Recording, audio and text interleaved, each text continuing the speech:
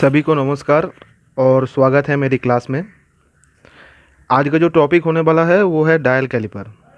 तो dial caliper में जाने से पहले मैं एक चीज़ सभी को आपको बताना चाहूँगा, वो है कैलिपर। तो पहले कैलिपर से शुरू करते हैं। तो कैलिपर क्या है? तो कैलिपर एक डिवाइस है जो किसी भी ऑब्जेक्ट का जो डायमेंशन है वो मेज़र करते हैं। मतलब क्या हुआ, जैसे हम लोग कैलिपर यूज़ करते हैं नॉर्मली वर्कशॉप में, आउटसाइड और इनसाइड कैलिपर। तो वो एक इंस्ट्रूमेंट है या फिर डिवाइस है जो क्या करता है, मेज़र करता है। ये direct instrument, direct measuring instrument नहीं होता है, इनडायरेक्ट, क्योंकि ये इसके द्वारा हम डायरेक्ट किसी भी चीज़ का मेज़रमेंट नहीं ले सकते हैं। क्योंकि इसके मेज़रमेंट लेने के बाद इसको हेल्प लिया जाता है ये मेज़रमेंट कैरी करने के लिए स्केल का, स्टील रूल का। ठीक है। तो जैसे हम लोग नॉर्मली जानते हैं कैलिपर का लीस्ट काउंट 0.05 होता है, होता है।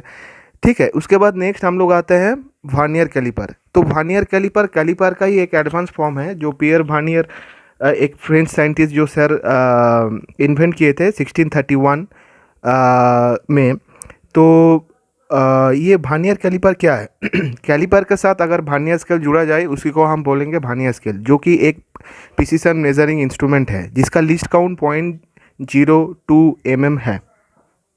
अब उसी का ही एडवांस फॉर्म हम देख सकते हैं डायल कैलिपर के रूप में। वैसे बेसिकली ज़्यादा कुछ फ़र्क नहीं है वर्नियर कैलिपर और डायल कैलिपर में। फ़र्क इतना ही है, वर्नियर स्केल में दो स्केल रहते हैं। एक हो गया आपका बीम स्केल जो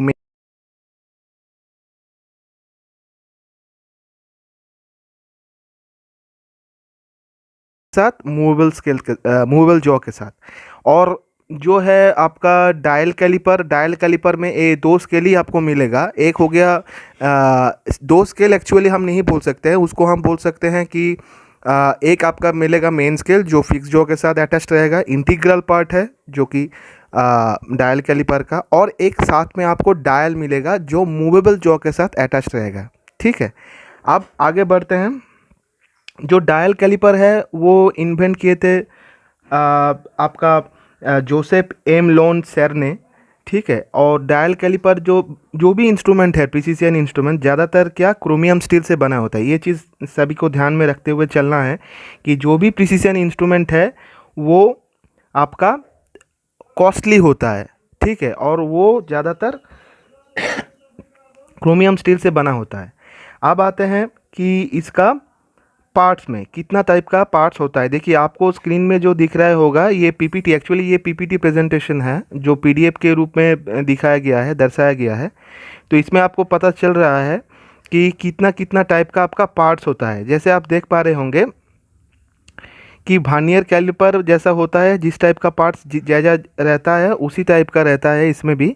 जैसे आपका fix jaw, movable jaw, thumb lever, बीजल lock, main scale, depth bar, ये सब सारा कुछ रहता है। अब आपको पता ही होगा जैसे वर्नियर कैलिपर में दो टाइप का जॉ रहता है, एक होता है इंटरनल जॉ और एक होता है एक्सटर्नल जॉ। आगे हम लोग चर्चा करेंगे, स्क्रीन में देखेंगे कि एक्सटर्नल जॉ और इंटरनल जॉ कैसे काम में लाया जाता है। तो एक्सटर्नल जॉ मतलब बाहरी जॉ। बाहरी जॉ किस काम के लिए आता है? बाहरी जॉ आता है बाहरी मेजरमेंट के लिए, मतलब किसी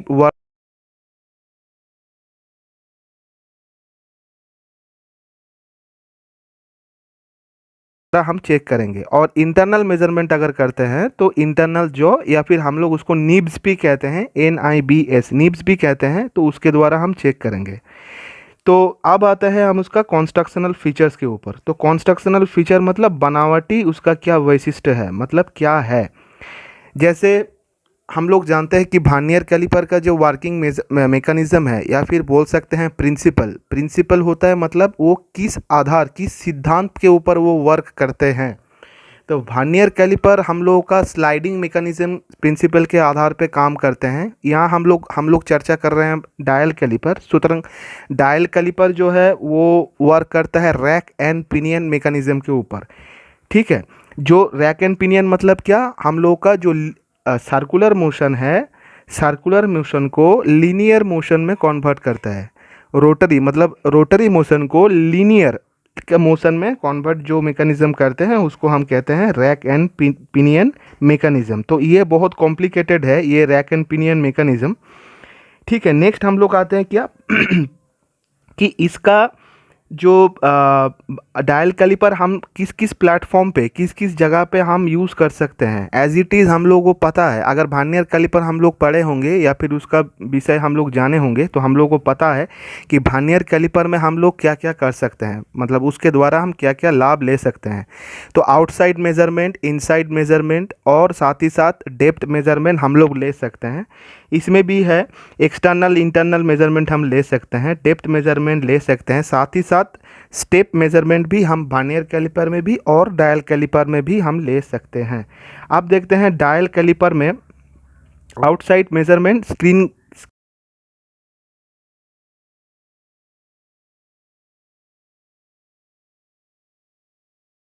आउटसाइड जॉ के द्वारा लिया जाता है। जैसे हम स्क्रीन में देख पा रहे होंगे तो कोई भी डायमेंशन हो सकता है, जो भी डायमेंशन हम लोग आउटसाइड जॉ के बीच में हम लोग पकड़ेंगे वही वाला डायमेंशन हम लोग को मिल सकता है, जो कि हम लोग कैसे कैलकुलेट करेंगे वो हम लोग आगे चर्चा करेंगे। अब देखते हैं कि देखिए ये भी एक स्क्रीन में जो आप देख पा रहे होंगे कि आउटसाइड मेज़रमेंट हम लोग कैसे किसी स्टेप में या फिर किसी वर्कपीस जो अलग टाइप से डिज़ाइंड है उसी को हम लोग कैसे ले सकते हैं, उसका डायमेंशन वो दर्शाया गया है। नेक्स्ट हम लोग इंटरनल मेज़रमेंट में आ जाते हैं। जैसे मैंने पहले ही बताया कि इंटरनल मेज़रमेंट के लिए नीब्स काम में आता है, मतलब इंटरनल जॉस, मतलब आंतरिक भाग में आपको मेज़रमेंट करना है, किसी होल में या फिर किसी पाइप का इंटरनल व्यास आपको देखना है तो उसके लिए नीब्स काम में लाया जाता है। जैसे आप लोग यहाँ पर स्क्रीन में देख पा रहे होंगे कि इंटरनल मेज़रमेंट किसी जॉब का जो है किसी स्लॉट का भी हो सकता है, उसको हम कैसे ले पा रहे होंगे स्क्रीन के द्वारा, पिक्चर में जो दिखाया गया है उसके हिसाब से आप समझ सकते हैं।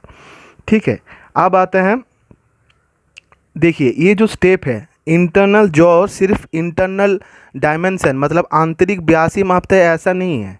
जो स्टेप होता है स्टेप को भी हम लोग डेप्थ बार के साथ या फिर डेप्थ बार जैसे है डेप्थ बार भी बोल सकते हैं या फिर कभी कभी डेप्थ प्रोब भी बोलते हैं, PROBE प्रोब। ठीक है, तो इंटरनल जॉज जो है नीब्स के द्वारा हम लोग जैसे इंटरनल डायमेंशन आंतरिक व्यास भी मापते हैं, उसी साथ साथ साथ हम लोग स्टेप का भी जो डायमेंशन है वो ले सकते हैं। ठीक है, अब आते हैं डेप्थ प्रोब का मेज़रमेंट। देखिए डेप्थ प्रोब का मेज़रमेंट मतलब जो डेप्थ रॉड होता है जस्ट एज इट इज़ आप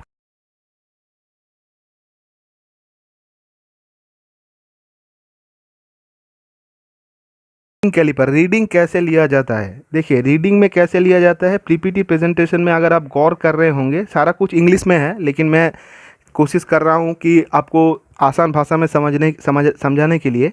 the caliper dial on the movable jaw is graduated into 100 equal division. The hand of the dial makes one complete revolution for each 5 mm. Therefore, each dial graduation represents 1/100 of 5 mm और 0.05 mm। सबसे बड़ी बात यह है, आप कोई भी instrument अगर मार्केट से लेते हैं या फिर वर्कशॉप में आपको आपके हाथ में आता है तो आप देखिएगा वहाँ का उसका लिस्ट काउंट कितना है।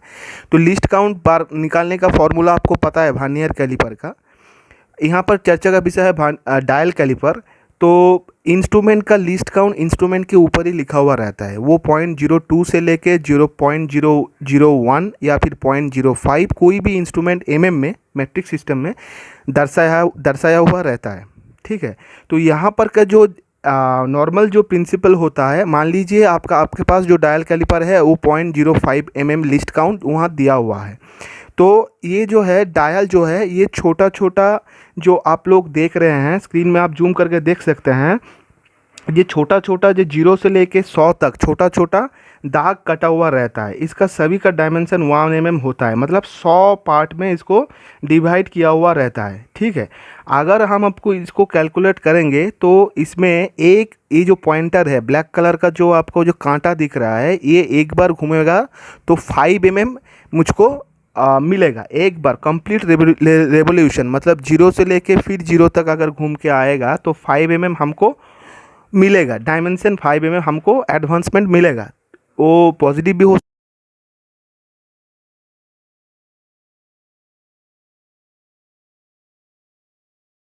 तो अगर अगर हमको डायमेंशन नापना है किसी भी जॉब का तो हम कैसे नापेंगे।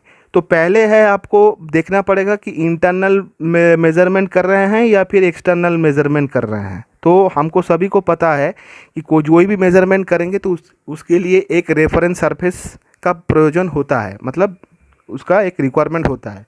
तो एक्सटर्नल जॉ के द्वारा, अगर मान लीजिए एक्सटर्नल जॉ के द्वारा हम एक्सटर्नल मेज़रमेंट ले रहे हैं, तो एक्सटर्नल जॉ में उसको, उस जॉब को, उस वर्कपीस को बीच में रखेंगे और उसमें क्या है, जैसे आपको पता है कि बीम स्केल या फिर मेन स्केल में मेन रीडिंग आपको मिलेगा, कोई भी रीडिंग मिल सकता है डायमेंशन के आधार पे।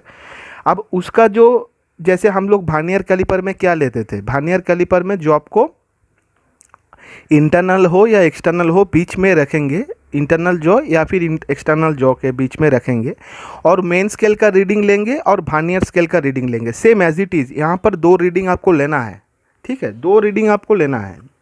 दो रीडिंग क्या क्या, एक हो गया आपका मेन स्केल का रीडिंग जितना आ रहा है वो आपको नोट करके रखना है, और आपका हो गया डायल का रीडिंग। डायल में क्या रीडिंग आ रहा है आपको वो फिगर आउट करना है। डायल में जो रीडिंग आ रहा है उसी का जो उसका लीस्ट काउंट है, जैसे मान लीजिए यहाँ पर 0.05 है, तो उसी का लीस्ट काउंट से उसको मल्टीप्लाई करना है। मल्टीप्लाई जैसे आप करेंगे, जो रीडिंग आएगा, जो वैल्यू आएगा, उसको मेन स्केल का जो रीडिंग है उससे ऐड करना है। जैसे यहाँ पर रीडिंग ऑफ कैलिपर में आप स्क्रीन में देख पा रहे होंगे, यहाँ पर क्या है, मैं थोड़ा पढ़ के बता रहा हूँ। The reading of full mm in taken from its main scale and DC division from its dial. DC मतलब डायल का डिवीजन बोला जा रहा है, मतलब यहाँ पर दो डिवीजन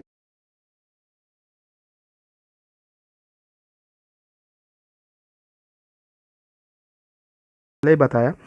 अब क्या है, every time the pointer completes one rotation, the reference edge on the slider will have moved the distance of one blade scale in increment. The hand of the dial makes one complete revolution for each 5 mm. मतलब एक complete revolution होगा तो 5 mm advancement होगा, ठीक है। वो positive भी हो सकता है, नेगेटिव भी हो सकता है, मतलब फॉरवर्ड और रिवर्स डायरेक्शन में आप दोनों में ही कर सकते हैं, ठीक है।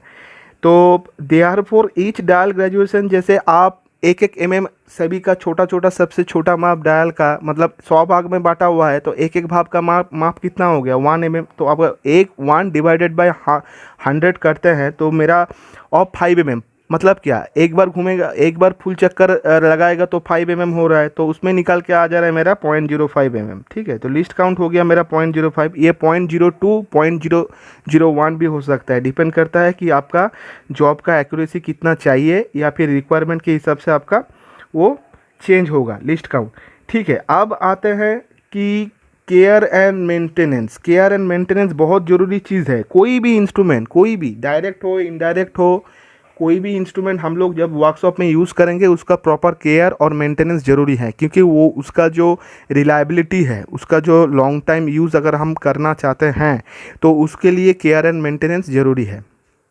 तो ये जो हम लोग आज चर्चा कर रहे हैं, जो डायल कैलिपर है, प्रिसीजन इंस्ट्रूमेंट है, ये कॉस्टली इंस्ट्रूमेंट है।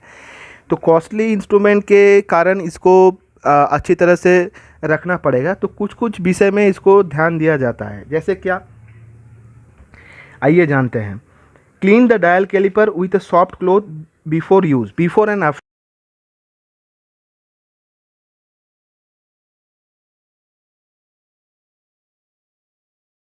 ठीक है। Apply a small drop of oil to the beam, rack and pinion of the dial caliper to slide freely. जैसे आप लोगों को पता है कि ये डायल कैलिपर इसके साथ इंटीग्रल पार्ट है, अटैच रहता है, तो इसको फ्रीली मूव करने के लिए थोड़ा बहुत ऑयल भी देना पड़ेगा। नेक्स्ट क्या है, check calibration of dial caliper, make sure that it is working correctly. Calibration बहुत ज़रूरी है, क्योंकि आप किसी भी वर्कशॉप में या टूल रूम में आप काम कर रहे हैं जहाँ पर है आपका डायल कैलिपर जो दिया गया है आपको यूज़ करने के लिए, अगर वो सही से कैलिब्रेटेड नहीं रहे, कैलिब्रेटेड मतलब क्या, वो सही से काम कर रहा है कि नहीं, जिसका लिस्ट काउंट उसको दिया गया है, मान लीजिए 0.05 लिस्ट काउंट में आप काम कर रहे हैं या फिर 0.02 लिस्ट काउंट में आप काम कर रहे हैं, वो सही से दर्शाया जा रहा है या नहीं, मतलब सही से वर्क हो रहा है या नहीं, या फिर उसमें एरर कुछ आया है या नहीं, ये चेक करने के लिए अगर वो सही से सही है, सही मतलब क्या, जो इंस्ट्रूमेंट में लिस्ट काउंट दिया गया है और आपको जो फिज़िकली मिल रहा है, ये दोनों में अगर कुछ वेरिएशन आ रहा है या फिर एरर आ रहा है या नहीं। अगर एरर आ रहा है तो वो प्रॉपरली कैलिब्रेटेड नहीं है, उसमें एरर है। अगर नहीं आ रहा है तो मतलब वो कैलिब्रेटेड प्रॉपरली है और वो आप यूज़ में ले सकते हैं, काम कर सकते हैं। ठीक है। After using dial caliper, wipe it with a clean dry cloth, apply a thin coating of oil sliding parts and keep it in a safe place. इसके साथ मैं और एक चीज़ जोड़ना चाहूँगा, जो है कि आपका जो इंस्ट्रूमेंट बॉक्स मिलता है किसी भी इंस्ट्रूमेंट के साथ, यूज़ करने से पहले उसी से लेना है और यूज़ करने के बाद साफ़ सफाई करके तेल देकर उसमें उसी में ही रखना है। कहीं पर भी दूसरा इंस्ट्रूमेंट के साथ नहीं रखना है, क्योंकि ये प्रिसिशन इंस्ट्रूमेंट है, ये ध्यान में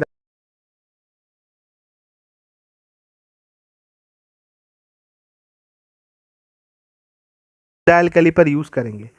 देखिए, डायल कैलिपर में कुछ चीज़ अच्छा है, मतलब मेरिट डेमेरिट सभी इंस्ट्रूमेंट में है। जैसे आपको अगर वर्नियर कैलिपर यूज़ करेंगे तो आपको कैलकुलेट करना पड़ेगा, उसका मेन स्केल लेना पड़ेगा, उसका वर्नियर स्केल लेना पड़ेगा, फिर आपको मल्टीप्लाई करके कैलकुलेशन करके करना पड़ेगा। सेम एज इट इज़ यहाँ पर भी है, लेकिन ये वर्नियर कैलिपर से ईजी है।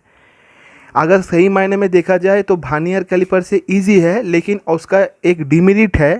डिमेरिट क्या है? डिमेरिट मतलब इसका असुविधा क्या है कि ये बहुत कॉम्प्लिकेटेड इंस्ट्रूमेंट है। कॉम्प्लिकेटेड इस इन द सेंस ऑफ कि इसके अंदर डायल है, डायल जो काम कर रहा है रैक एंड पिनियन मैकेनिज्म के ऊपर। ठीक है, तो ये बहुत क्रूशियल इंस्ट्रूमेंट है।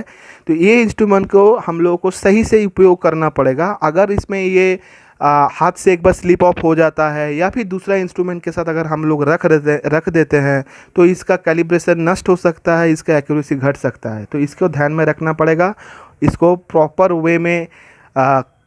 वे में इसको काम करवाने के लिए या फिर काम इससे लेने के लिए प्रॉपर आपको हैंडल विथ केयर करना पड़ेगा।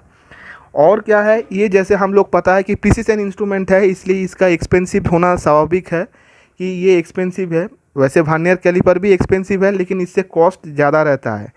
और क्या है कि इसमें पैरालैक्स एरर नहीं होता है। जैसे हम लोग को पता है कि वर्नियर कैलिपर में जब हम लोग इंस्ट्रूमेंट का यूज़ करते हैं तो हम लोग क्या करते हैं कि जो रीडिंग हम लोगों का आ रहा है उसी का 90 डिग्री में वर्टिकली हम लोग को आँख का जो पोजीशन है, हम लोगों का जो विजुअल गेस्चर है, वो हम लोगों को 90 डिग्री में रखना पड़ता है। अगर 90 डिग्री में हम लोग नहीं रखेंगे तो पैरालैक्स एरर मतलब लंबन त्रुटि जिसको बोला जाता है वो हो।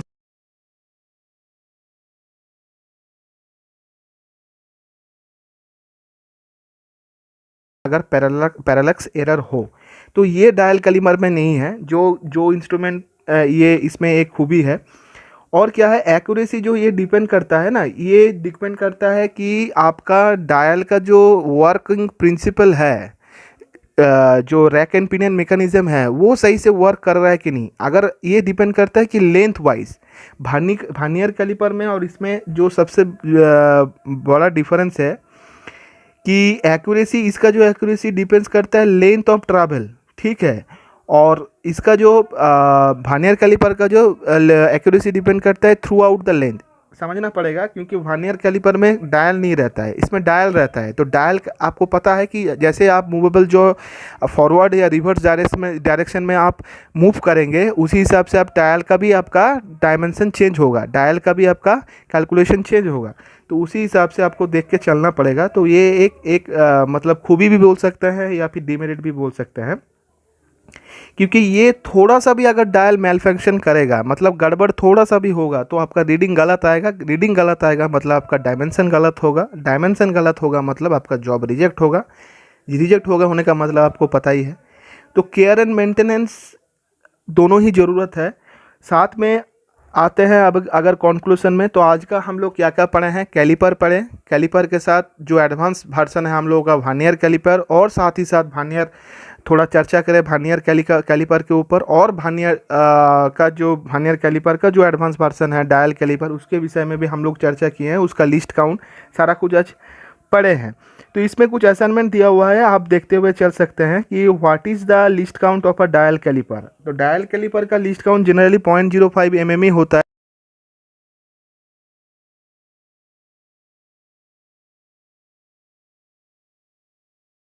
तो ये आपको देख के चलना है। और ये जो आपको मेज़रमेंट आपको स्क्रीन में दिखाई दे रहा होगा कि ये क्या हो रहा है, ये मेज़रमेंट को आपको देख के फाइंड आउट करना है कि ये कौन सा मेज़रमेंट हो रहा है, मतलब इसका नाम क्या है। ठीक है, तो ये आपका हो गया आपका क्या, डेप्थ प्रोब के साथ आप स्लॉट का जो हाइट है वो मेज़र कर रहे हैं। और इसमें क्या, ये नीब्स के साथ, ये जो राइट हैंड साइड में आपको पिक्चर दिख रहा है, ये नीब्स के साथ आप स्टेप का आप डायमेंशन ले रहे हैं। ठीक है, और सबसे ज़्यादा है इंटरव्यू में कभी कभी क्वेश्चन पूछा जाता है कि कौन सा मेकानिज़्म की तरह ये वर्क करता है। तो हमेशा ये ध्यान में रखना होगा कि जो इंस्ट्रूमेंट है ये रैक एंड पिनियन मेकानिज़्म के ऊपर वर्क करता है, सिद्धांत के ऊपर ये चलता है। ठीक है, तो आज के लिए बस इतना ही। अगर आपको दूसरा कुछ इंस्ट्रूमेंट्स, जो बाकी इंस्ट्रूमेंट्स है इसमें अगर आप वीडियो चाहते हैं अलग से, तो आप लाइक करिए, कमेंट करिए, शेयर करिए और वीडियो को ज़्यादा से ज़्यादा शेयर करिए। तो मैं, अगर आप लोग चाहते हैं तो मैं ज़रूर ये दूसरा इंस्ट्रूमेंट के ऊपर वीडियो में लाने का कोशिश करूँगा। ठीक है, धन्यवाद।